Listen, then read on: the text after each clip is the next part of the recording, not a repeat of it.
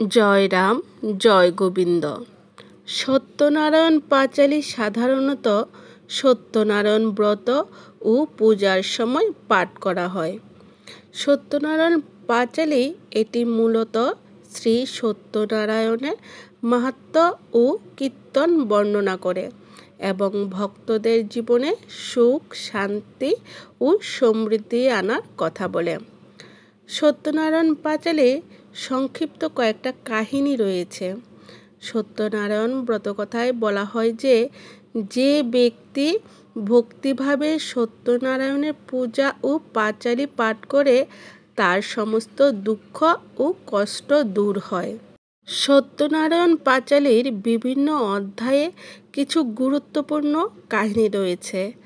আজকে সেই কাহিনীগুলো সংক্ষিপ্তভাবে তোমাদের বলছি। যেমন প্রথমত, ব্রাহ্মণ ও নারায়ণের কৃপা।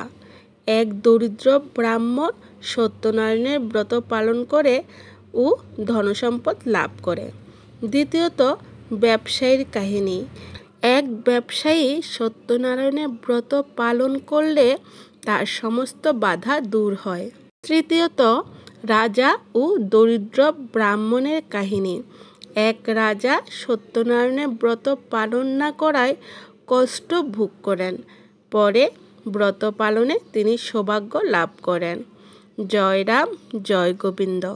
জয় গোবিন্দ, জয় গোপাল, কেশব মাধব দীন দয়াল।